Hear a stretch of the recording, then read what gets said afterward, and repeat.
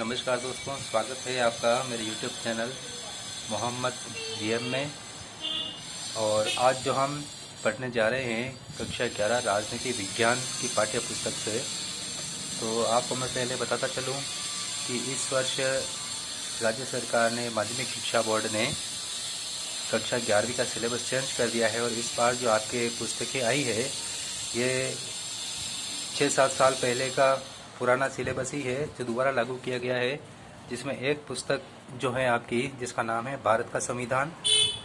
और भारत का संविधान के अंतर्गत हम जो भी पढ़ने जा रहे हैं वो आपने पहले किसी न किसी क्लास में पढ़ा हुआ है, लगभग हर कक्षा में पढ़ा हुआ है कि संविधान का निर्माण कैसे हुआ, ठीक है ना। संविधान की क्या विशेषताएं हैं, चुनाव किस प्रकार से होते हैं, फिर सरकार के बारे में और सरकार के अंग, कार्यपालिका, व्यवस्थापिका, न्यायपालिका, फिर भारत की संघीय व्यवस्था, स्थानीय स्वशासन,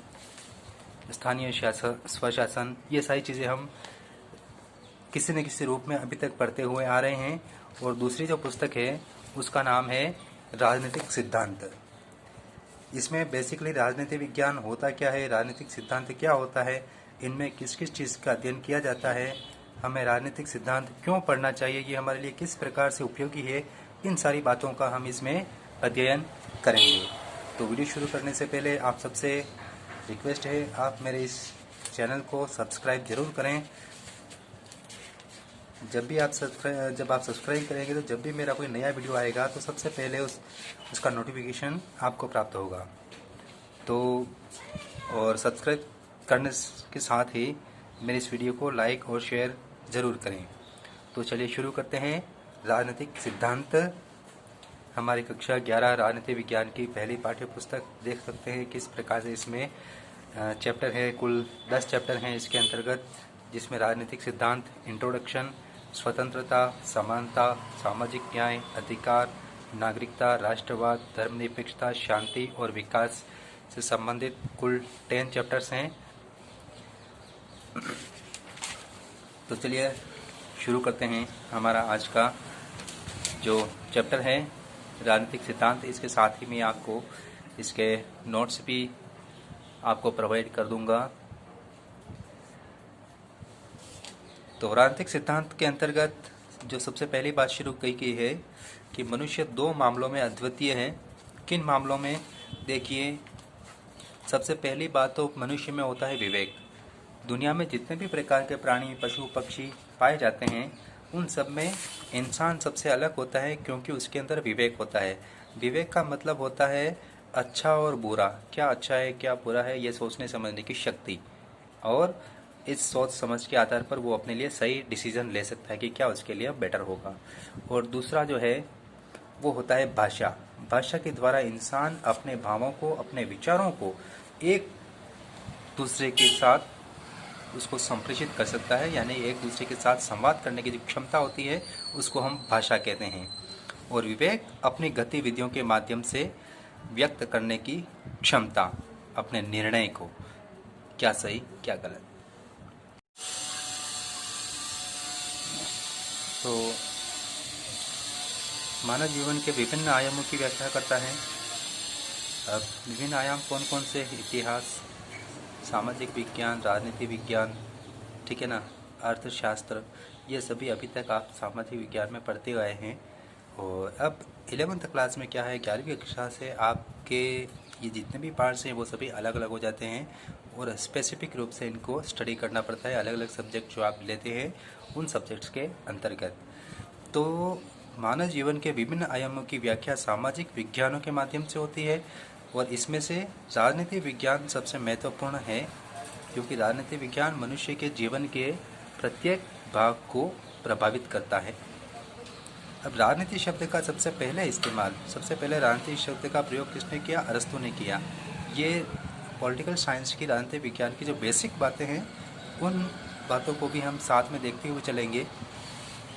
हो सकता है ये अभी आपके कोर्स में ना हो, लेकिन आगे जब आप कॉलेज स्तर पर जाएंगे, महाविद्यालय स्तर पर, विश्वविद्यालय स्तर पर, तो जब आप फर्स्ट ईयर में जब आप एडमिशन लेंगे तो जो आप अभी पढ़ने जा रहे हैं वही आपको फिर से जो फर्स्ट चैप्टर जो आएगा पॉलिटिकल साइंस का फर्स्ट ईयर में, वो इसी से संबंधित होगा।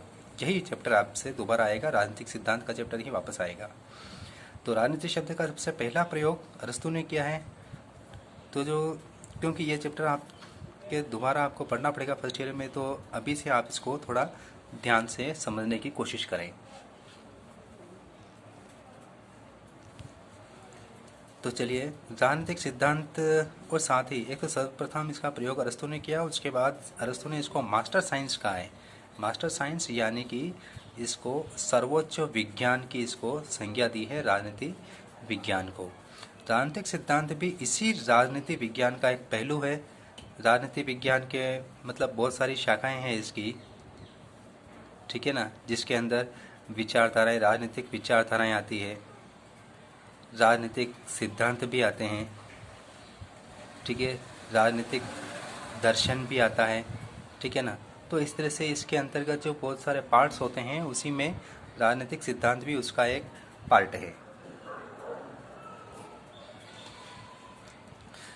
तो ये मानवीय चेतना से संबंधित है और मनुष्य में चेतना का, यानी कि सभ्यता के शुरुआत से लेकर के मानव चेतना का जो विकास हुआ है, उस चेतना के विकास के साथ ही मनुष्य ने बहुत सारे सिद्धांत भी बनाए, बहुत सारे सिद्धांतों का विकास भी हुआ है अलग अलग विज्ञानों में। जैसे साइंस में भी बहुत सारे सिद्धांतों का विकास हुआ है, समाजशास्त्र में, राजनीति विज्ञान में, अर्थशास्त्र में, है ना, भूगोल में। तो इसी तरह से राजनीति विज्ञान में भी बहुत सारे सिद्धांतों का विकास हुआ है। तो राजनीतिक सिद्धांत में राजनीति के भिन्न भिन्न पक्षों का अध्ययन किया जाता है, अलग अलग पक्षों का इसमें अध्ययन होता है, ठीक है ना। जैसे स्वतंत्रता क्या होती है, समानता क्या होती है, जो आप इसी पुस्तक में आगे चल कर के आप पढ़ेंगे। तो राजनीति का संबंध मनुष्य के सार्वजनिक जीवन से है।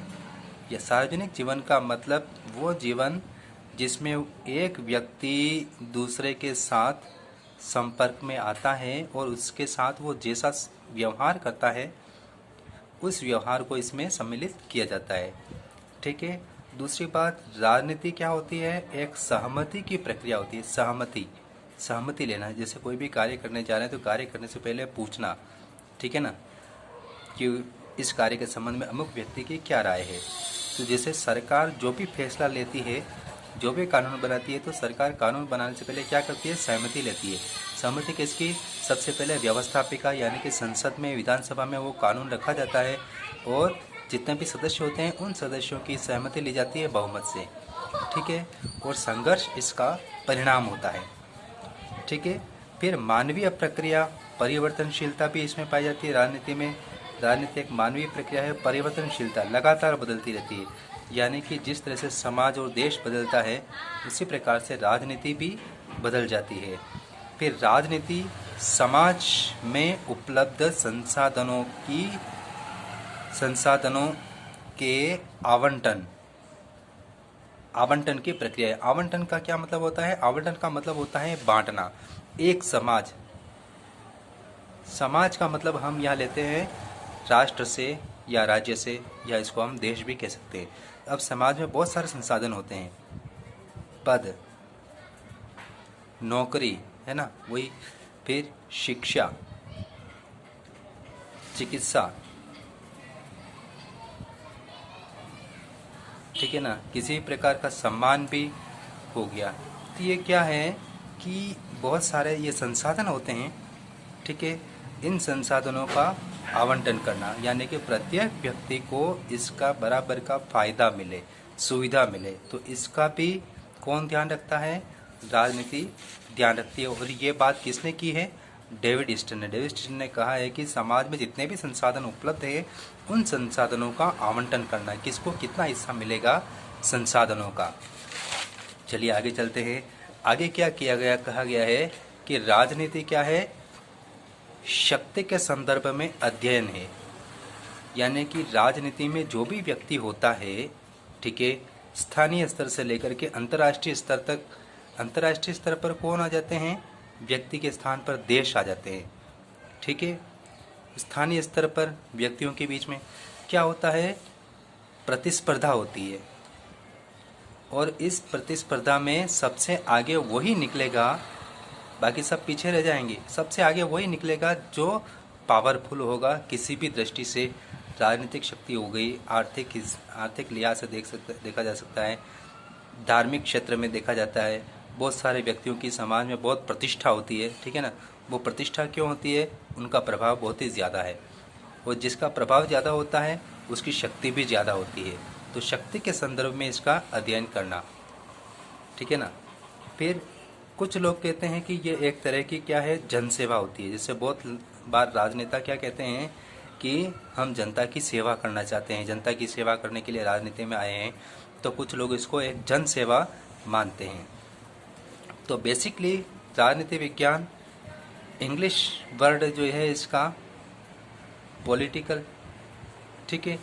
पॉलिटिकल जो शब्द बना है वो बना है पोलिस से, और पोलिस किस प्रकार का वर्ड है?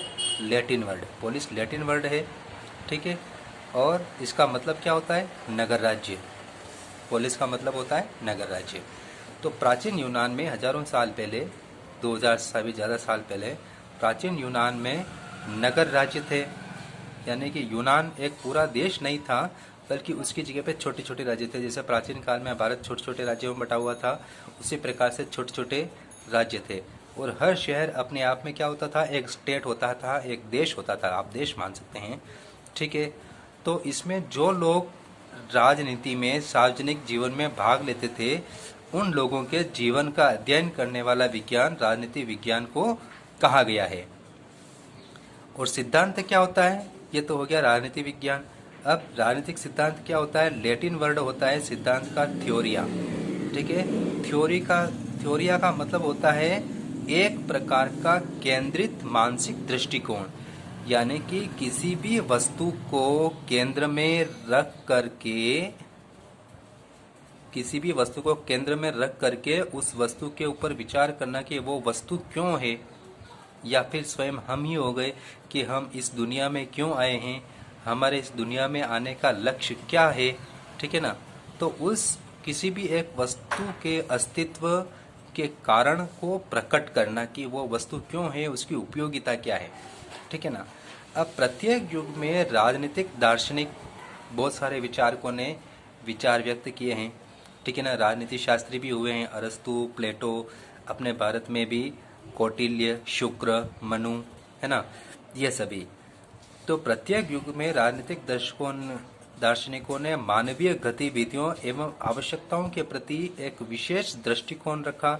यानी कि मनुष्य की जो गतिविधियां थी और जो मनुष्य की आवश्यकताएं थी, उन आवश्यकताओं को एक खास तरीके से उसको देखा, उन आवश्यकताओं के ऊपर विचार किया उन्होंने, ठीक है। मानवीय जीवन के राजनीतिक पक्ष से संबंधित, यानी कि मनुष्य जीवन के बहुत सारे पक्ष हैं, सभी पक्षों का अध्ययन करता है। भूगोल भौगोलिक पक्ष का अध्ययन करता है। भौगोलिक पक्ष में क्या आता है? कृषि, ठीक है ना, कृषि। फिर भूभाग, जिसमें जल, झरने, पहाड़, नदियाँ, ये सभी आते हैं। ये सभी किस प्रकार से मनुष्य के जीवन को प्रभावित करती है, मनुष्य की दिनचर्या को प्रभावित करती है, ठीक है ना। फिर उसका आर्थिक पक्ष।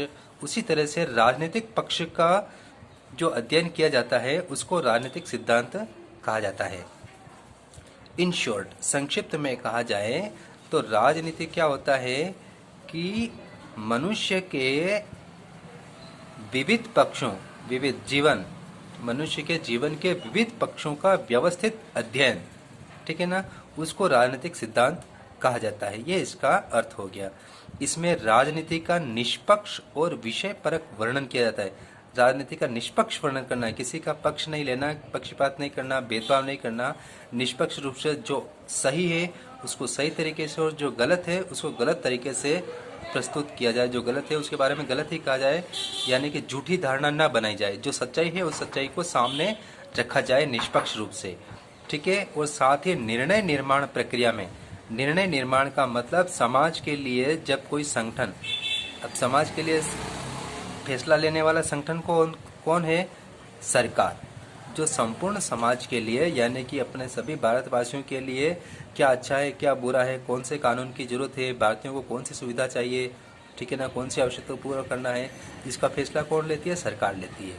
तो निर्णय निर्माण प्रक्रिया का अध्ययन इसमें किया जाता है कि सरकार कोई निर्णय क्यों लेती है, उस निर्णय लेने के पीछे क्या कारण है, ठीक है। अब निर्णय ले लिया, उस निर्णय को लागू करना है। निर्णय यानी कि कानून, उस कानून का लागू करना है तो उस कानून का लोगों के ऊपर क्या प्रभाव पड़ेगा, फिर लोग किस तरह से उसका रिएक्ट करेंगे, ठीक है ना, उस कानून का विरोध करेंगे या समर्थन करेंगे, क्या कहेंगे वो, ठीक है ना। इस तरह से अगर विरोध करेंगे तो धरना, प्रदर्शन, आंदोलन होंगे। ठीक है, चलिए अब आगे चलते हैं। राजनीतिक सिद्धांत निम्न बुनियादी प्रश्नों का विश्लेषण करता है। कौन कौन से प्रश्नों का इसमें विचार किया जाता है वो आप देखिए। जैसे इसमें बताया गया है कि कुछ खास बुनियादी प्रश्नों पर यह विश्लेषण करता है। ठीक है, जैसे समाज को कैसे संगठन होना चाहिए, यानी कि समाज का संगठन कैसा होना चाहिए। फिर हमें सरकार की क्यों आवश्यकता है, सरकार का होना क्यों ज़रूरी है। फिर सरकार का सर्वश्रेष्ठ रूप कौन सा है, लोकतांत्रिक सरकार सही है या अधिनायकवादी सरकार सही है, राजतंत्र सही है या लोकतंत्र सही है। अब लोकतंत्र है तो लोकतंत्र में भी संसदीय व्यवस्था सही होगी या अध्यक्षात्मक व्यवस्था सही होगी, कौन सी व्यवस्था हमारे लिए सही होगी। तो सरकार का श्रेष्ठ रूप कौन सा है। फिर जो भी कानून बनाए जाते हैं, जितने भी कानून बनते हैं वो हमारी आज़ादी को कम करता है। हर नया कानून जो सरकार बनाती है वो हमारी आज़ादी को, स्वतंत्रता को कहीं न कहीं सीमित करता है। तो क्या कानून हमारी आज़ादी को सीमित करता है। फिर राजसत्ता, यानी कि सरकार की अपने नागरिकों के प्रति देनदारी, यानी कि नागरिकों के प्रति सरकार का क्या कर्तव्य होता है। ठीक है, इसके ऊपर भी स्टडी किया जाता है। फिर एक देश के नागरिक, राज्य के नागरिक एक दूसरे के प्रति क्या व्यवहार करेंगे, एक दूसरे के प्रति क्या उनका कर्तव्य होगा। ठीक है ना, कर्तव्य के रूप में जैसे आप सभी जानते हैं विद्यालयों में प्रतिज्ञा बुलवाई जाती है। ठीक है ना, भारत मेरा देश है वगैरह। ठीक है ना, तो उसमें यह बताया गया है उस प्रतिज्ञा में कि एक नागरिक को अपने साथी नागरिकों के साथ, अपने राष्ट्र के साथ, ठीक है ना, अपने इतिहास, अपने सांस्कृतिक धरोहर के साथ किस प्रकार का व्यवहार करना चाहिए वो उसमें बताया गया है। तो इन प्रश्नों के अलावा भी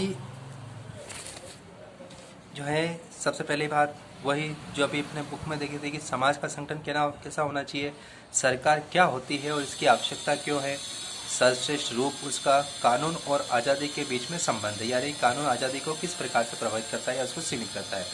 फिर राजसत्ता, यानी कि सरकार की नागरिकों के प्रति क्या देनदारी होती है, यानी कि उसका क्या कर्तव्य है, नागरिकों की एक दूसरे के प्रति देनदारी, कर्तव्य। फिर स्वतंत्रता, समानता, न्याय, ये जो अवधारणाएं हैं इनके मूल्य, यानी कि स्वतंत्रता का मूल्य क्या है, समानता का मूल्य क्या है और न्याय का मूल्य क्या है और क्या उसका महत्व है हमारे जीवन में। स्वतंत्रता, समानता, न्याय क्यों ज़रूरी है। ठीक है ना, इसकी क्या इम्पोर्टेंस है आप सभी जानते हैं। आप इतने मतलब देखा जाए तो जब से लॉकडाउन लगा है 6 महीने से आप घरों में कैद हैं, सरकार के लिए आप बाहर नहीं जा सकते, स्कूल नहीं जा सकते, घूमने फिरने नहीं जा सकते। तो आपकी कौन से अधिकार को रोका गया है यहाँ पे, स्वतंत्रता के अधिकार को, कि आप अनावश्यक बाहर नहीं जाएंगे। तो ये सरकार ने कानून बना दिया, ये कानून क्या कर रहा है, आपकी स्वतंत्रता को क्या कर रहा है, सीमित कर रहा है, उसको कम कर रहा है। ठीक है ना, तो इस तरह से तो स्वतंत्र, ये सभी अवधारणाओं का अपने लिए क्या महत्व है। अब आगे चलते हैं। विभिन्न अवधारणाएं, जैसे कि ये भी नाम बताए मैंने, स्वतंत्रता, समानता, न्याय, इसी तरह से और भी दूसरे अवधारणाएं भी हैं। तो इन अवधारणाओं के संबंध में प्राचीन जो विचारक हैं और आज के जो विचारक हैं, आधुनिक विचारक हैं, चिंतक हैं, वो इनके बारे में क्या सोचते हैं। जैसे प्लेटो या अरस्तु हो गया तो वो समानता, स्वतंत्रता, न्याय के बारे में क्या सोचता था। और आज के जो विचारक हैं जैसे महात्मा गांधी है, ठीक है ना, और भी बहुत सारे दूसरे, जैसे एक नाम अभी कुछ ही देर पहले आपके सामने आया था, डेविड ईस्टन। तो इस तरह के जो नए विचारक हैं उनका इनके बारे में क्या विचार है, वो इनके बारे में क्या कहते हैं। तो इन दोनों विचारक, यानी कि प्राचीन और वर्तमान विचारक की जो परिभाषाएं दी है कि स्वतंत्रता ये होती है, समानता वो होती है, इनके बीच, इन परिभाषाओं के बीच में अंतर क्या है। ठीक है, और अंतर का पता लगा करके जो सबसे सही एप्रोप्रिएट परिभाषा हो क्या होनी चाहिए। फिर विभिन्न संस्थाएं कौन सी, सरकार और नौकरशाही। अब सरकार की भी 3 संस्थाएं हैं, कौन सी, कार्यपालिका, व्यवस्थापिका और न्यायपालिका। फिर नौकरशाही और नीतियाँ, यानी कि सरकार जो भी कानून बनाती है उनको कैसे ज़्यादा से ज़्यादा लोकतांत्रिक बनाया जाए। लोकतांत्रिक बनाने का मतलब वो जनता के प्रति जवाबदेह हो, तानाशाह बनने का प्रयास न करे। तो कैसे इसको लोकतांत्रिक बनाया जाए, इसके उपाय रखना।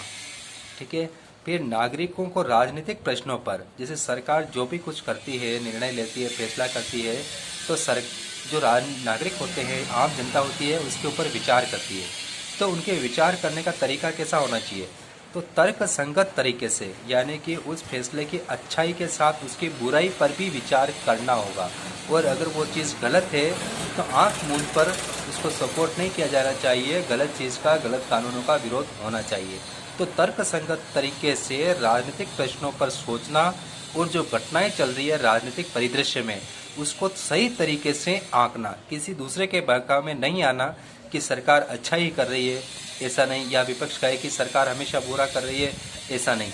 आपको स्वयं को सही गलत का अच्छे से पता होना चाहिए, उसके ऊपर विचार करके सही तरीके से उसको आंकना। तो इस बात का प्रशिक्षण राजनीतिक सिद्धांत देता है। अब राजनीति क्या है? तो राजनीति का जो नकारात्मक पक्ष जो होता है, नकारात्मक, जो कि वो ये है कि इसमें जो कहा गया है कि विभिन्न लोगों की पृथक पृथक राय होती है। राजनीति के बारे में हर आदमी अलग अलग तरीके से सोचता है। कोई कहता है राजनीति अच्छी है, तो कोई कहता है राजनीति बुरी है। जैसे कि इसमें बताया गया है पुस्तक में, राजनीति क्या है इसके बारे में, कि लोग राजनीति के बारे में अलग अलग राय रखते हैं। राजनेता और चुनाव लड़ने वाले राजनीतिक पदाधिकारी उसको क्या कहेंगे कि राजनीति एक प्रकार की जन सेवा है। और उसी तरह से राजनीति से जुड़े हुए दूसरे लोग जो है होते हैं, वो उसके बारे में अलग विचार रखेंगे। ठीक है। और राजनेता क्या करते हैं? आवश्यकता और महत्वाकांक्षा जो होती है उनको पूरा करने के लिए उन्हें क्या करते हैं? कुचक्र, षड्यंत्र रचते हैं। बनी बनाई सरकारों को मिटाना, एक पार्टी छोड़कर दूसरी पार्टी में जाना। ठीक है ना।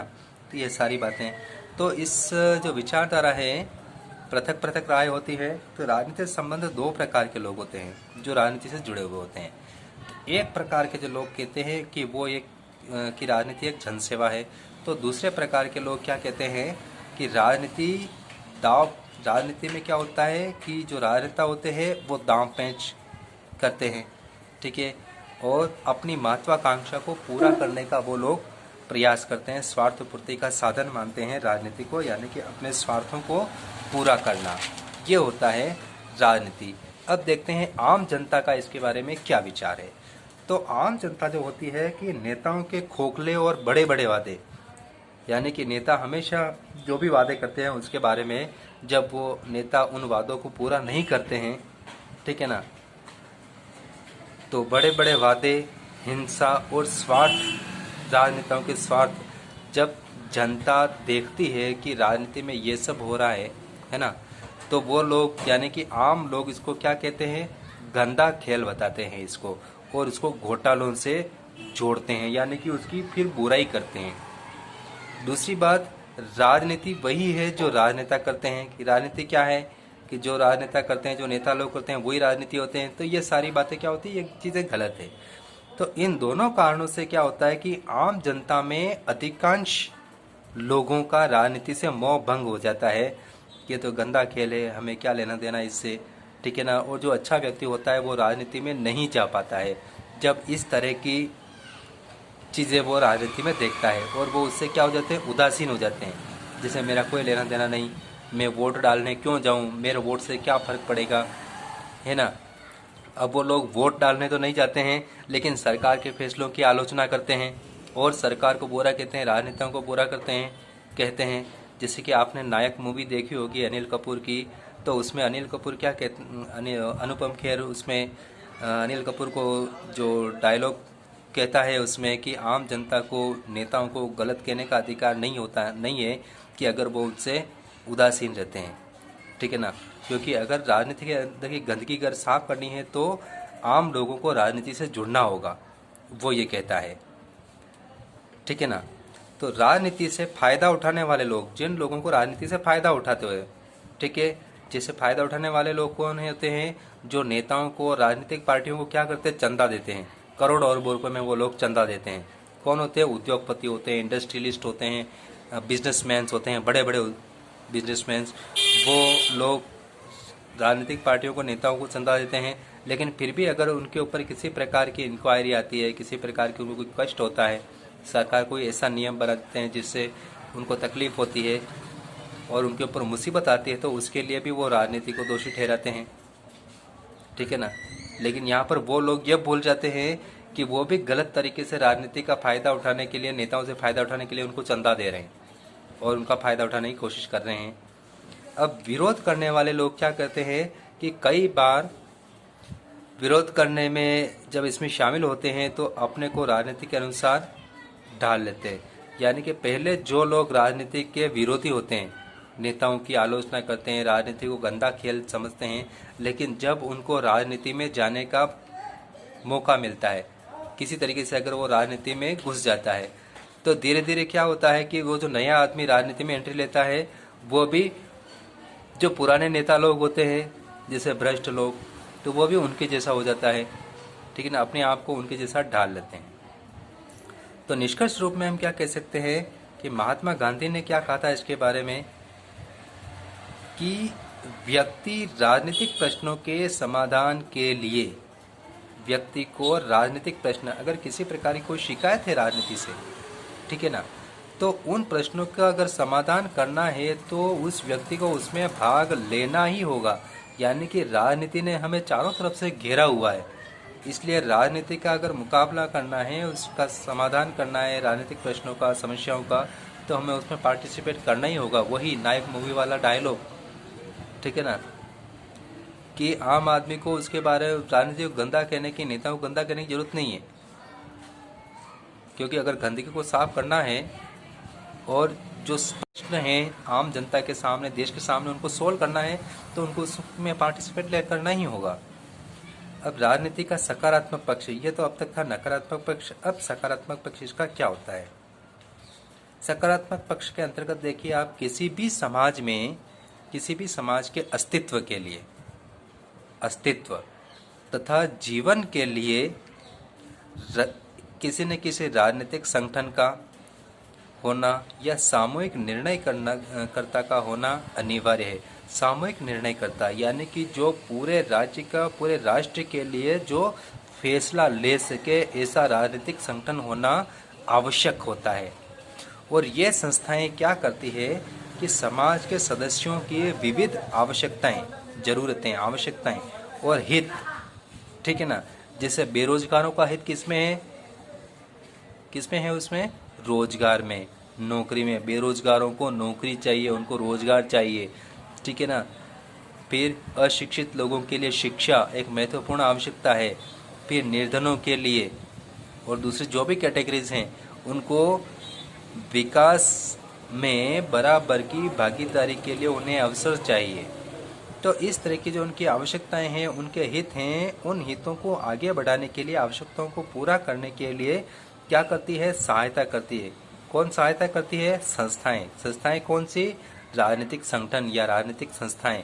कौन, सरकार। सरकार के तीनों अंग, व्यवस्थापिका, कार्यपालिका, न्यायपालिका, ये आप पढ़े हुए हैं 10th क्लास में, 9th क्लास में, और शुरू से आप पढ़ते आ रहे हैं। तो ये संस्थाएं क्या करती है कि समाज के सदस्यों की जो आवश्यकताएं होती है, जरूरत होती है, उनको पूरा करती है। तो इन संस्थाओं में सरकारी और गैर सरकारी दोनों संस्थाएं आती है।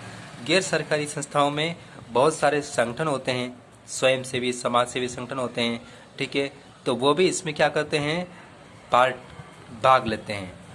गैर सरकारी संगठन यानी कि NGOs, समाज सेवी संगठन, वो भी इसमें भाग लेते हैं और जनता से जुड़ी हुई जो समस्याएं होती है, जनता की जो मांगें होती है, वो सरकार तक पहुंचाने का प्रयास करते हैं। अब ये संस्थाएं क्या करती है वो देखिए आप, कि समाज के सदस्यों की आवश्यकता की खोज करती है। यानी कि समाज के लोगों की आवश्यकता क्या है, उन्हें किस चीज़ की ज़रूरत है, उनको कैसे पूरा किया जा सकता है। जैसे कि खोज के अंतर्गत देख लिया कि बेरोजगारी एक बड़ी समस्या है, ठीक है, तो इस समस्या को पता लगा लिया, तो इस समस्या को सोल्व कैसे किया जाएगा, उसका पूरा करने में सहायता करना। कुछ भी हो सकती है, निर्धनता हो गई, ठीक है, अशिक्षा हो गई, इस तरह से। फिर सदस्यों को एक दूसरे के साथ रहने और एक दूसरे के प्रति कर्तव्यों की शिक्षा देना। सदस्य कौन, समाज के सदस्य, आम नागरिक, ठीक है, एक नागरिक का दूसरे नागरिक के साथ कैसा व्यवहार होना चाहिए, कैसे एक दूसरे के साथ रहने चाहिए, ठीक है ना, और एक दूसरे के प्रति उनके क्या कर्तव्य हैं, उन कर्तव्यों की शिक्षा देना। किसके माध्यम से? शिक्षा के माध्यम से।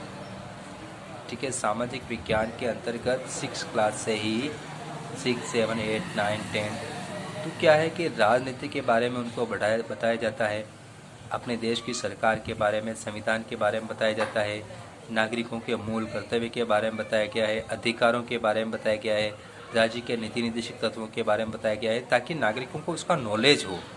ठीक है ना, और देश के प्रति, राष्ट्र के प्रति और अन्य नागरिकों के प्रति उसके जो कर्तव्य हैं उन कर्तव्यों के प्रति वो जागरूक हो। फिर समाज को प्रभावित करने वाली विदेश नीति। विदेश नीति क्या होती है? एक देश दूसरे देश के साथ जो पॉलिसी, जो व्यवहार करता है, किस तरह का व्यवहार करेगा, दोस्ताना व्यवहार करेगा या किसी शत्रुतापूर्ण व्यवहार करेगा, जो भी व्यवहार करेगा वो उसकी कहलाएगी विदेश नीति। ठीक है। फिर आर्थिक नीति। आर्थिक नीति से देश का आर्थिक विकास प्रभावित होता है। ठीक है, नागरिकों का जीवन स्तर। ठीक है, फिर देश की आर्थिक स्थिति संपन्न होगा या और निर्धन होता चला जाएगा, तो ये आर्थिक नीति पर डिपेंड करता है। रोजगार संबंधी नीति, ठीक है ना, शिक्षा से संबंधित नीतियाँ, इन सभी नीतियों को बनाती है सरकार, बनाती है। और ये सारी नीतियाँ क्या करती है? समाज को प्रभावित करती है सारी नीतियाँ।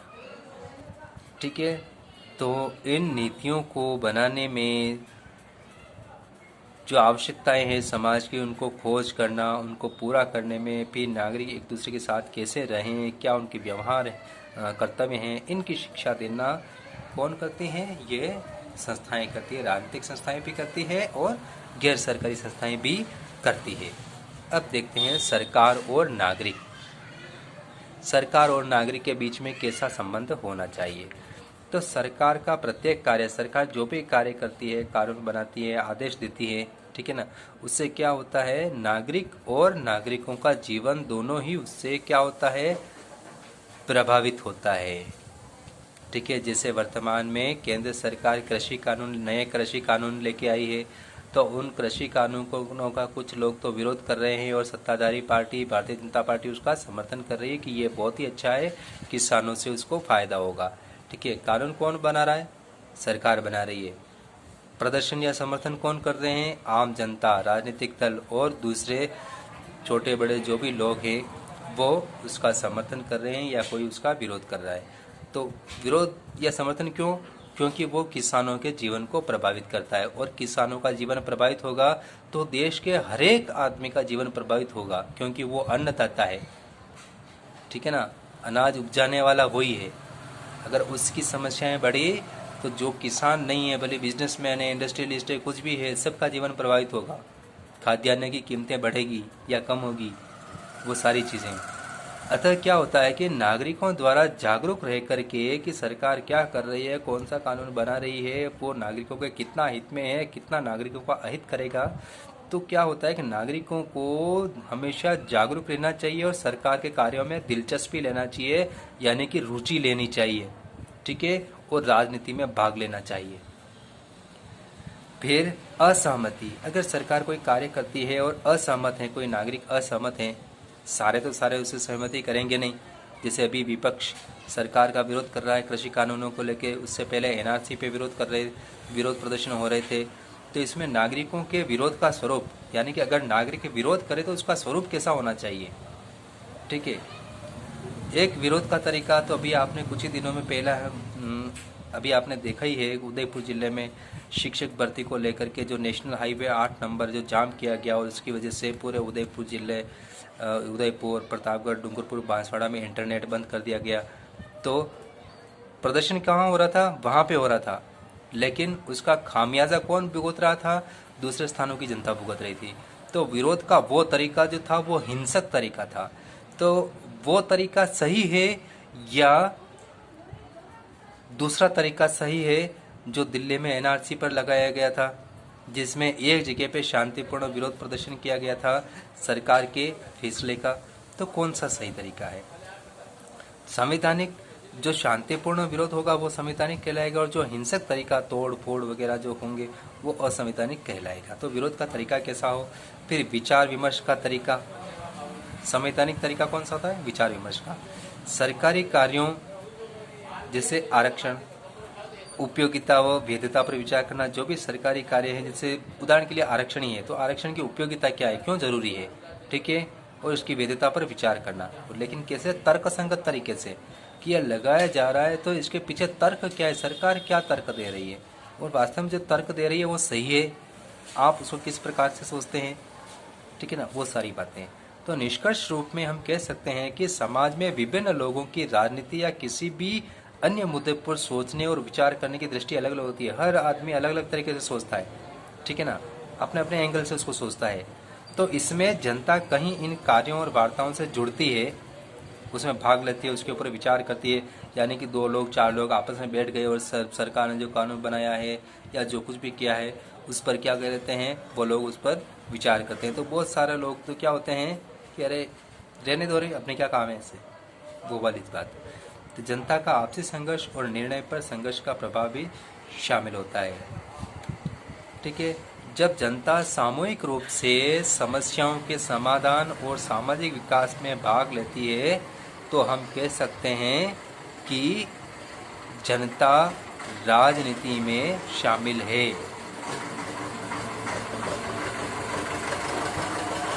ठीक है।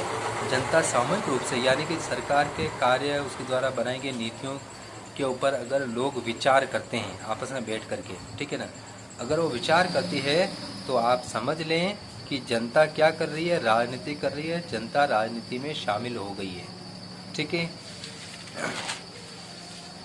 अब राजनीतिक सिद्धांत का अध्ययन क्षेत्र का मतलब राजनीति में हम किन किन चीज़ों को पढ़ेंगे, राजनीतिक सिद्धांत में या राजनीतिक विज्ञान में हम किन किन चीज़ों को पढ़ेंगे या कौन कौन से विषयों को इसमें शामिल किया गया है। और पुस्तक में जो इसकी हेडिंग है वो है राजनीतिक सिद्धांत में हम क्या पढ़ते हैं, ठीक है, शॉर्ट में राजनीतिक सिद्धांत का विषय क्षेत्र या अध्ययन क्षेत्र। तो इसके अंतर्गत जो हम पढ़ेंगे वो देखिए आप, राजनीतिक सिद्धांतों के बारे में पढ़ेंगे, राजनीतिक सिद्धांत क्या होता है, ठीक है, वो तो हमने देख लिया, ठीक है। फिर विभिन्न अवधारणाओं की उत्पत्ति कैसे होती है, उनका किस प्रकार से उनका विकास हुआ है, उसका अध्ययन करेंगे। और जैसे अवधारणाओं जैसे स्वतंत्रता, समानता, न्याय, लोकतंत्र, जिसके बारे में हम इसी पाठ्य पुस्तक में अध्ययन करेंगे आगे के चैप्टर्स में। फिर संविधान क्या होता है, फिर कितने प्रकार के होते हैं, संविधान जो बनाया जाता है क्यों बनाए जाते हैं, उसका आदर्श क्या होता है, फिर उसका लक्ष्य यानी कि देश को किस दिशा में आगे लेकर के जाना है, तो उसका अध्ययन किया जाता है। फिर विभिन्न अवधारणाओं और विचारधाराओं पर विचारकों के विचारों का अध्ययन, अलग अलग अवधारणा, जैसे यही हो गई, ये तीनों ही मान लिया, चारों ही मान ली, तो इसके बारे में अलग अलग विचारक इनके बारे में क्या सोचते हैं, अलग अलग विद्वान इनके ऊपर अलग अलग तरीके के विचार रखते हैं, ठीक है ना। तो उन सभी के विचारों का अध्ययन करना और उनके विचारों की आपस में तुलना करना, और श्रेष्ठ विचार, उनमें सबसे श्रेष्ठ विचार कौन से हैं उन तक पहुंचना, श्रेष्ठ परिभाषा तक पहुंचना। फिर हमारे सार्वजनिक जीवन में हमारे सामाजिक जीवन, सरकार और संविधान का दिशा तथा स्वरूप प्रदान करने वाली विचारों और नीतियों का अध्ययन करना। हमारे सामाजिक जीवन का भी इसमें अध्ययन किया जाता है, सरकार और संविधान इनका भी इसमें अध्ययन किया जाता है, ठीक है। फिर संविधान की दिशा निर्धारित करना, ठीक है, और उसका स्वरूप प्रदान करने वाले जो विचार हैं, नीतियां हैं, जैसे हमारे संविधान के ऊपर बहुत अधिक हद तक प्रभाव गांधी जी के विचारों पर पड़ा है, गांधी जी के विचारों का, और गांधी जी के विचारों पर आधारित होकर के ही संविधान के जो नीति निर्देशक तत्व हैं उसमें बहुत सारे प्रावधान गांधी जी के विचारों से प्रभावित है, ठीक है। फिर जो स्थानीय स्वशासन जो लागू हुआ था बाद में, 73rd एंड 74th अमेंडमेंट संविधान संशोधन लागू हुए थे ग्राम पंचायतों और नगर पालिकाओं के संबंध में, ठीक है, वो भी गांधी जी से प्रभावित थे। तो संविधान की दिशा प्रभावित करने वाले ये जो विचार हैं, जैसे गांधी जी के विचार को ही ले लिया, तो इनके विचारों का भी उसमें अध्ययन किया जाएगा। फिर विभिन्न अवधारणाओं के साथ कानून का शासन क्या होता है, जैसे ये आप 7th क्लास में पढ़ चुके हैं, विधि के शासन से क्या अभिप्राय है, जिसके अंतर्गत विधि को बनाने वाला और जिसके ऊपर विधि लागू हो रही है, कानून लागू हो रहा है, ठीक है, दोनों ही उस कानून के अंतर्गत होंगे। कानून के समक्ष कोई छोटा या बड़ा नहीं होगा, कानून सभी के साथ समान व्यवहार करेगा। फिर अधिकारों का बंटवारा, यानी कि जो मूल अधिकार हैं वह मूल अधिकार सबको मिले, जिसके साथ कोई भेदभाव ना हो। न्यायिक पुनरावलोकन, जो भी कानून बनाया जा रहा है वो संविधान के खिलाफ है या नहीं है इसकी जांच करना, और अगर संविधान के खिलाफ होता है तो उसको हटाना। फिर संस्थाओं के प्रति नागरिकों के अनुभव, जो भी संस्थाएं हैं सरकार की, व्यवस्थापिका, कार्यपालिका, न्यायपालिका, उनके बारे में आम नागरिक क्या सोचता है उसका भी अध्ययन करना। और साथ ही भावी संभावनाएं, यानी कि उन संस्थाओं में अगर कोई विकास किया जा सकता है, उसमें सुधार किया जा सकता है तो उसके ऊपर भी विचार करना। फिर राजनीतिक क्षेत्र में उठने वाली नवीन मांगें, राजनीति से जो नवीन मांगें उठती है ज़्यादातर कहाँ से उठती है? आम जनता की तरफ से नई मांगें उठती है। सरकार से डिमांड करती है आम जनता की उन्हें किस चीज़ की ज़रूरत है, जिनमें अधिकांश क्या होती है? पुरानी अवधारणाओं और समस्याओं का उभरता हुआ ही नवीन स्वरूप होता है। जो भी नवीन मांगे, यानी कि वर्तमान में सरकार से जो मांगे होती है आम जनता की, उनमें ज़्यादातर क्या होती है? पुरानी अवधारणा, यानी कि पुरानी मांगों। और अगर सरकार ने पुरानी मांगों को कहीं पूरा किया है तो उसमें अगर कुछ कमी रह गई है तो उससे क्या, उस कमी से क्या होती है? समस्या उत्पन्न होती है। तो उसी का क्या होता है? नवीन रूप होता है। फिर अधिकार के विभिन्न स्वरूप, अधिकार के जो अलग अलग स्वरूप हैं उनका वर्तमान में उनकी क्या प्रासंगिकता है, तो उसकी प्रासंगिकता को बनाए रखना। और स्वतंत्रता का लाभ वास्तविक रूप से आम जन तक पहुँचे, और उसमें भी खास तौर से कौन? विशेष रूप से जो पिछड़ा वर्ग है समाज का, ठीक है, जो राष्ट्र की मुख्य धारा से कटा हुआ है, दूर देहातों में वो लोग, जो लोग रहते हैं, जिनकी जीवन की जो बुनियादी ज़रूरतें हैं वो ज़रूरतें भी पूरी नहीं हो पाती है, ऐसे पिछड़े लोगों तक उन अधिकारों का, स्वतंत्रता का लाभ उनको मिले, तो उन तक इसका लाभ कैसे पहुंचाया जाए इसके ऊपर विचार करना। फिर मौलिक अधिकारों की पुनर्व्याख्या के आधार पर जो मूल अधिकार हैं हमारे देश के संविधान में, उनकी एक बार फिर से व्याख्या की जाए, और उस व्याख्या के आधार पर आजीविका, यानी कि रोजगार का अधिकार अभी तक भारत के संविधान में शामिल नहीं किया गया है। तो अधिकारों की पुनर्व्याख्या की जाए और उसमें आजीविका के अधिकार को भी जोड़ा जाए, स्वच्छ पर्यावरण का अधिकार भी जोड़ा जाए। स्वच्छ पर्यावरण का अधिकार जीवन जीने के अधिकार के अंतर्गत आता है, ठीक है। आजीविका का अधिकार भी जीवन जीने के अंतर्गत आता है कि एक सम्मानपूर्ण जीवन जीने के लिए एक सम्मानपूर्ण आजीविका का साधन उनके पास हो, और ये उपलब्ध कराना किसका काम है? राजनीतिक संस्थाओं का काम है, सरकार का काम है। फिर सूचना का अधिकार, इन सभी का क्या करना?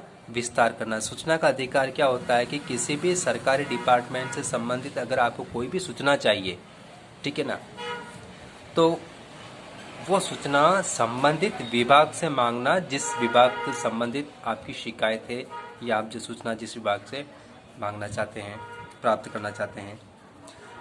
इसके अलावा जो नए नए मुद्दे वर्तमान में उभर रहे हैं उन मुद्दों के न्यायिक व्याख्या करना, ठीक है। इन सभी से क्या है? इन मौलिक अधिकारों का क्या हुआ? विस्तार हुआ है। इसीलिए क्या हुआ कि शिक्षा का जो अधिकार जो है वो मूल अधिकार के अंदर जोड़ा गया है। जोड़ने के पीछे कारण क्या है? न्यायिक व्याख्या। जो नए नए विषय समाज के सामने आते हैं उनकी नई तरीके से व्याख्या की गई, और इसकी वजह से क्या हुआ? अधिकारों में और विस्तार हो गया। फिर बदलते हुए परिवेश, जिस तरह से समाज बदल रहा है, देश बदल रहा है, नई नई तकनीक आ रही है, लोगों के रहन सहन का तरीका बदल रहा है, तो हमारा बदलता परिवेश सामाजिक, सांस्कृतिक और तकनीकी विकास की वजह से क्या हुआ? संकट उत्पन्न हुआ है, और उन संकटों के परिणाम स्वरूप व्यक्तियों को हर तरह से सुरक्षा मिले यह सुनिश्चित करना, और इसमें लोगों के अधिकार और स्वतंत्रता बनी रहे। यानी कि सरकार कानून बनाए, बेशक बनाए, कानून बनाना सरकार का अधिकार है, संसद का अधिकार है, लेकिन कानून बनाते समय वो इस बात का ध्यान रखे कि नागरिकों के अधिकार और स्वतंत्रता दोनों बनी रहे, ठीक है। लेकिन स्वतंत्रता तो है, अधिकार तो है, लेकिन इसकी मर्यादा या दायरा भी निश्चित किया जाना चाहिए कि कोई भी स्वतंत्रता का उपयोग आप किस हद तक करेंगे, यानी कि अगर आपको बोलने का अधिकार है, अभिव्यक्ति की स्वतंत्रता दे रखी है आपको स्वतंत्रता के अधिकार के अंतर्गत, तो आपको कहाँ, कब और कितना बोलना चाहिए इसका आपको ध्यान रखना पड़ेगा। और अगर आप ध्यान नहीं रखें तो ये सरकार का कर्तव्य है कि वो आपको याद दिलाए कि आपको किस जगह अपना मुंह बंद करना है। ठीक है ना, कहने वाली मेन बात ये। अब इन राजनीतिक सिद्धांतों को हम कैसे व्यवहार में उतार सकते हैं? तो सबसे पहली बात, जैसे समानता की बात को ही लें, तो समानता के अंतर्गत क्या है कि समानता का अर्थ जो होता है कि सभी के लिए समान अवसर, यानी कि समाज का जो भी व्यक्ति है, चाहे छोटा हो बड़ा हो, किसी भी जाति का हो, धर्म का हो, समाज का हो, ठीक है, तो हर व्यक्ति के लिए समान अवसर उपलब्ध हों। लेकिन हमें ये भी बात ध्यान में रखनी है कि जो समाज में जो असामान्य लोग हैं, जैसे जो वृद्ध लोग हैं, बूढ़े लोग हैं, विकलांग लोग हैं, अब हमारी टांगे सही सलामत हैं, हम दौड़ कर किसी भी स्थान पर जा सकते हैं या हम सीढ़ियाँ चढ़ करके कहीं भी जा सकते हैं। तो वृद्ध और विकलांग लोग, जो ज़्यादा वृद्ध हैं, विकलांग लोग हैं, अगर वो सीढ़ियाँ नहीं चढ़ सकते हैं तो उनके लिए कुछ विशेष व्यवस्था की जा सकती है। जैसे जो सीढ़ियाँ नहीं चढ़ सकता उनके लिए रैंप बनाया जा सकता है ताकि वो आसानी से ऊपर चढ़ सके। तो उनके लिए अगर अलग से अगर ये व्यवस्था की जा रही है या उनके लिए लिफ्ट लगा करके अलग से व्यवस्था की जा रही है कि वृद्ध और विकलांग लोग लिफ्ट से जाएंगे, रैंप से जाएंगे, और जो सही सलामत हैं वो सीढ़ियाँ चढ़ करके जाएंगे, तो इनके लिए जो विशेष व्यवस्था है वो आम जनता के लिए अन्याय नहीं है। ये आपको ध्यान में रखना है क्योंकि वो चीज़ें उनके लिए ज़रूरी है। ठीक है। फिर अनुचित रूप से किसी भी व्यक्ति का शोषण ना हो, इस बात का ध्यान रखना। इसलिए समाज के सभी वर्ग, उसमें खास तौर से वंचित वर्ग, दलित वर्ग, श्रमिक वर्ग, ये भी इसके अंतर्गत, इसके दायरे में आते हैं।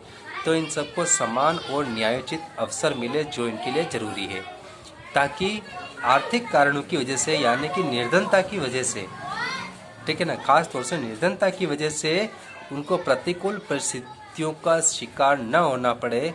प्रतिकूल परिस्थितियों का मतलब अपनी निर्धनता की वजह से वो अपनी मूल आवश्यकताएं भी पूरी नहीं कर पाए, ऐसा नहीं होना चाहिए। तो इसके लिए उन्हें कुछ विशेष सुविधाएं दी जा सकती है। ठीक है ना, जैसे वंचित लोग, जो बिल्कुल निर्धन लोग हैं, उनके लिए पीडीएस के अंतर्गत क्या किया जाता है, उनको राशन उपलब्ध कराया जाता है। भामाशाह योजना के अंतर्गत उनको बहुत सारी सुविधाएं दी जाती है। ठीक है ना, बीपीएल जैसी सुविधाएं भी है। तो ये क्या है कि ये उस वंचित, श्रमिक वर्ग, निर्धन वर्ग के लिए एक आवश्यकता है। तो ये आवश्यकता अगर सरकार पूरी करती है तो जो सामान्य लोग हैं उनके साथ में वो चीज़ अन्याय नहीं है। ये बात आपको ध्यान में रखनी है। फिर तीसरी बात जो आती है बाल श्रम को लेकर के। बाल श्रम या परिवार में अन्य कार्य, जैसे परिवार में बड़े लोग तो मजदूरी पर चले गए और छोटे बच्चे हैं, उन छोटे बच्चों की देखभाल करने के लिए बड़े बच्चों को वहाँ पे घर में छोड़ दिया। ठीक है, तो वो पूरे दिन जब तक वो उनके माता पिता काम से नहीं आएंगे, वो अपने छोटे भाई बहनों की क्या करेंगे, देखभाल करेंगे। तो ऐसे में जो बड़े बालक होते हैं, बड़े बच्चे होते हैं, वो स्कूल नहीं जा पाते, तो वो क्या करते हैं, वो शिक्षा से वंचित रह जाते हैं। ठीक है ना, तो उनकी देखभाल में लगे हुए बालक और उन बालकों के अभिभावकों को भी शिक्षित करना चाहिए कि शिक्षा उन बालकों के लिए कितनी ज़रूरी है, इस बात की शिक्षा अभिभावकों को दी जाए। ठीक है, तो इसके लिए समाज को और सरकार को विशेष प्रयास करने चाहिए।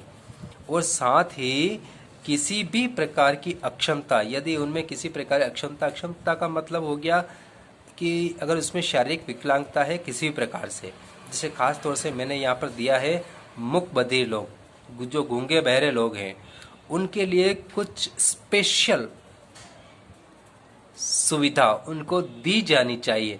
और ये स्पेशल सुविधा किसी ऐसी एजेंसी के द्वारा दी जानी चाहिए जो इन लोगों का ध्यान रखे, उनकी आवश्यकताएं पूरी करे। ठीक है, मूक बधिर लोगों की भी और उन बालकों की भी जो अपने घर में छोटे भाई बहनों की देखभाल कर रहे हैं, उनकी भी। तो इसके लिए किसी एजेंसी को अपॉइंट किया जाए और उस एजेंसी को जिम्मेदार बनाया जाए कि वो अपने कार्य को पूरा करे। ठीक है, अब आगे चलते हैं। अब विशेष बर्ताव वाले लोगों के साथ, यानी कि जो मैंने बताया, इसे विकलांग, मूक बधिर या कुछ ऐसे लोग जिनके साथ विशेष बर्ताव, विशेष व्यवहार किया जा रहा है या उनको विशेष सुविधाएं दी जा रही है, विशेष सुविधा में आरक्षण भी आ जाता है, ठीक है ना। तो अगर उनको ये विशेष सुविधा दी जा रही है तो उस विशेष सुविधा यानी कि बर्ताव से संबंधित नीतियाँ, जिसे मैंने दिया हुआ है शिक्षा और रोजगार के क्षेत्र में क्या है, आरक्षण है, ठीक है। तो उसके तय करने में कि किस हद तक उनके लिए शिक्षा फ्री होनी चाहिए, किस हद तक उनके लिए पद आरक्षित होने चाहिए, तो इसके लिए सिद्धांतकारों को मार्गदर्शन करना चाहिए, ठीक है। अब आगे देखते हैं, राजनीतिक सिद्धांत के अध्ययन की आवश्यकता क्यों है या हमें राजनीतिक सिद्धांत क्यों पढ़ना चाहिए।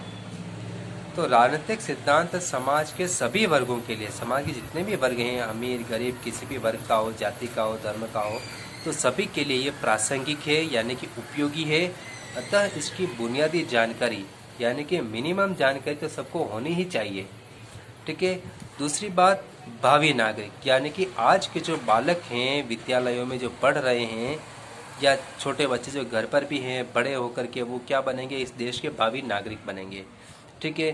तो भावी नागरिकों के निर्माण में, और जब वो नागरिक बनेंगे तो देश के प्रति, राष्ट्र के प्रति, समाज के प्रति उनकी क्या जिम्मेदारियां होगी, इन जिम्मेदारियों से उनको निर्वहन योग्य बनाना यानी कि वो उन जिम्मेदारियों को पूरा कर सके इसके काबिल उनको बनाना, ठीक है।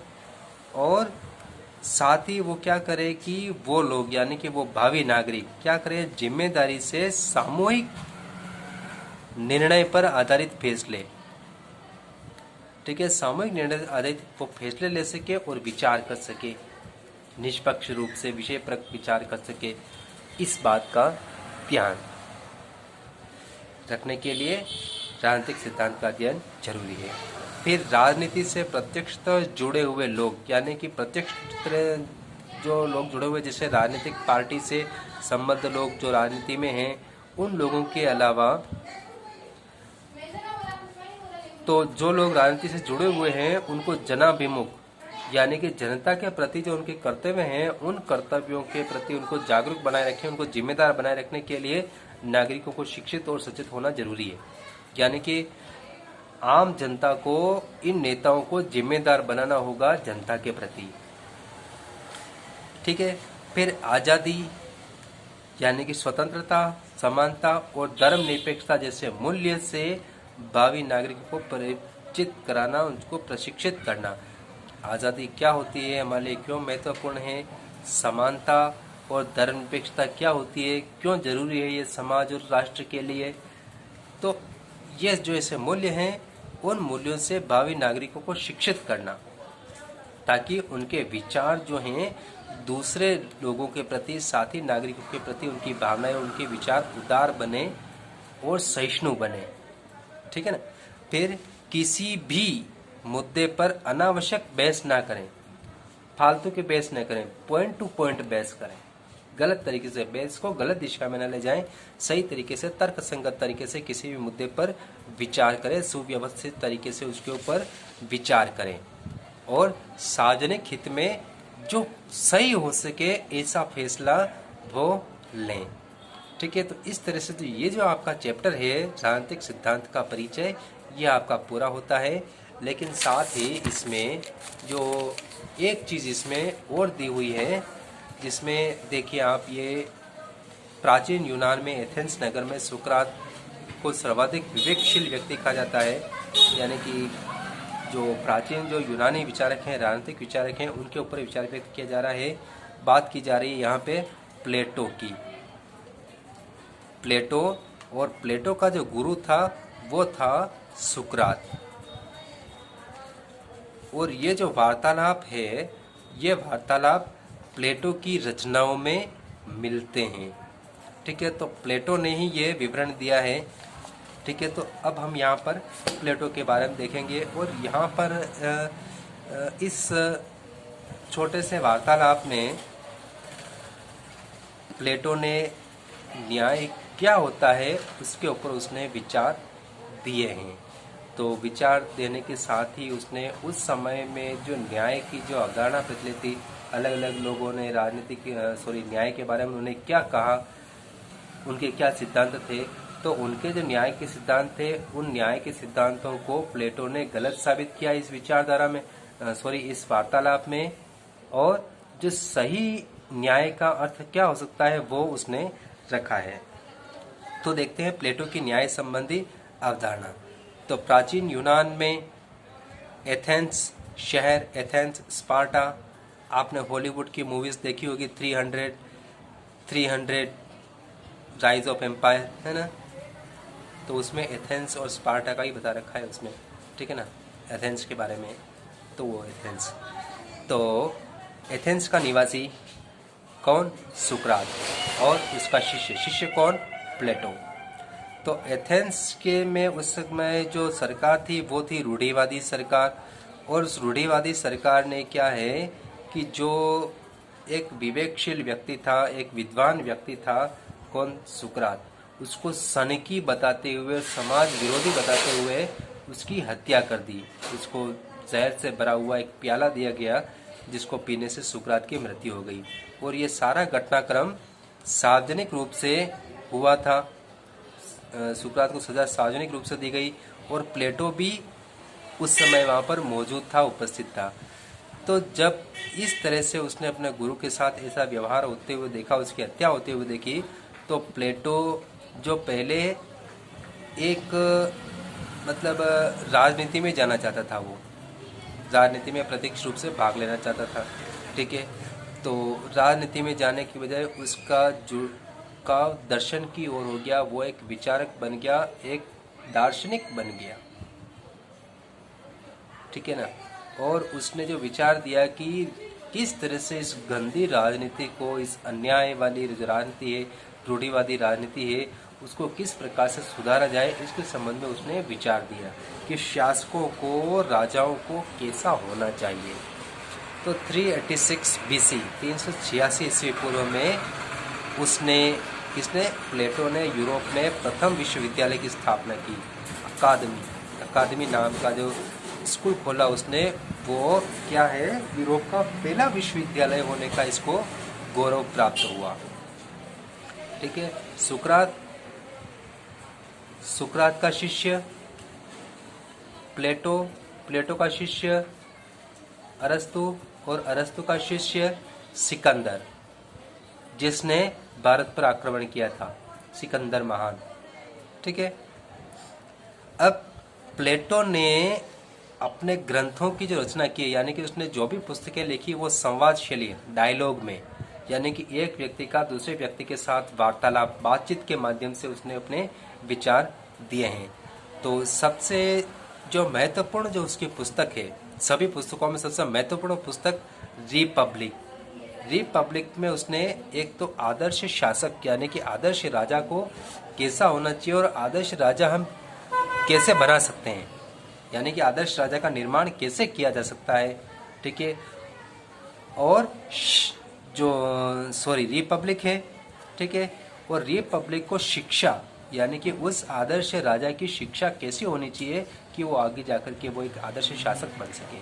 तो शिक्षा और न्याय पर लिखा हुआ एक महान ग्रंथ भी इस रिपब्लिक को माना जाता है। इसने बहुत सारी पुस्तकें लिखी, ठीक है, स्टैट्समैन भी है और बहुत सारी है इसकी। तो उसका ग्रंथ रिपब्लिक के बारे में ही हम चर्चा करेंगे, क्योंकि आपकी पाठ्य पुस्तक में रिपब्लिक के अंश ही दिए हुए हैं। तो रिपब्लिक के अंतर्गत क्या है कि इसका जो उद्देश्य है, रिपब्लिक का एक आदर्श राज्य की स्थापना करना है। और आदर्श राज्य की स्थापना किससे हो सकती है? आदर्श शासकों से हो सकती है, ठीक है, आदर्श शासकों से, यानी कि राजा से। अगर राजा आदर्श होगा, शासक आदर्श होगा, तो राज्य अपने आप आदर्श बन जाएगा, ठीक है ना, यानी कि वो अपने राज्य को सुधार देगा। तो और दूसरा, इस पुस्तक का जो दूसरा शीर्षक है वो शीर्षक है न्याय से संबंधित, यानी कि न्याय कैसे स्थापित हो सकता है, यानी कि आदर्श शासक के ऊपर पहले आदर्श शासक बनाएगा वो शिक्षा के द्वारा, फिर वो आदर्श शासक क्या करेगा, समाज में न्याय की स्थापना करेगा। तो न्याय और शिक्षा ये दो महत्वपूर्ण टॉपिक्स हैं, पार्ट हैं उसकी रिपब्लिक पुस्तक के। चलिए आगे चलते हैं। प्रस्तुत पाठ्य पुस्तक में, यानी कि आपके राजनीतिक सिद्धांत वाली पाठ्य पुस्तक में प्लेटो की इसी पुस्तक रिपब्लिक के कुछ संवाद दिए गए हैं, जिसमें सुकरात और उसके शिष्य, जिसमें प्लेटो भी शामिल है। ठीक है, तो ये सभी लोग मिलकर के न्याय पर विचार कर रहे हैं। और उस समय जो न्याय की जो प्रचलित धारणाएं थी, कौन कौन सी धारणाएं थी वो भी हम देखेंगे। तो उस समय प्रचलित न्याय की धारणाओं, यानी कि विभिन्न अवधारणाओं का इन्होंने खंडन किया। खंडन भी कैसे? तर्कपूर्ण तरीकों से तर्क दिया है, ठीक है ना। तर्क देते हुए उन अवधारणाओं का खंडन किया, और खंडन करते हुए वो निष्कर्ष तक पहुँचे कि न्याय क्या होता है। ठीक है, वो बातचीत के अंत में है। तो सुकरात के दृष्टिकोण की महत्वपूर्ण जो विशेषता है वो ये कि वो किसी भी प्रचलित दृष्टिकोण, यानी कि जो विचार उस समय चल रहा था, ठीक है, उन विचारों की सीमाएं हैं और असंगतियां, उसके अंदर कमी। असंगति का मतलब कमी क्या है उसकी, उन कमियों को उजागर करने के लिए तर्क बुद्धि का प्रयोग किया और उनको अमान्य घोषित किया। यानी कि उसने तर्क के द्वारा साबित किया कि इस आदमी ने कहा कि न्याय ये होता है, मैं इस तरह पर कहता हूँ कि ये विचार गलत है, तो उसकी जगह पे सही है। ठीक है, जिससे उसके विरोधी भी स्वीकार करते हैं। तो सुकरात के वार्तालाप का सार, प्लेटो के न्याय के सिद्धांत। उस समय जो प्रमुख न्याय के सिद्धांत थे, पहला सिद्धांत परंपरागत सिद्धांत जो दिया था सिफलस ने, और सिफलस जो कहता था कि सच बोलना, अपना कर्ज चुकाना और मित्र के साथ भलाई करना और शत्रु के साथ बुराई करना ही न्याय है। ठीक है, और सिफलस का जो बेटा था पॉलीमार्कस, उस पॉलीमार्कस का जो कहना था कि प्रत्येक व्यक्ति को उसका उचित अधिकार दिया जाए, इसी में न्याय है। दूसरा जो विचार था उस समय प्लेटो के समय में न्याय का क्रांतिकारी और उग्रवादी सिद्धांत जिसको कहा जाता है, जो दिया है थ्रेसिमेकस ने, और इसने कहा है कि न्याय बलवानों का ही थे, यानी कि दूसरी दृष्टि से जिसकी लाठी उसका भैंस। ठीक है, ये सिद्धांत।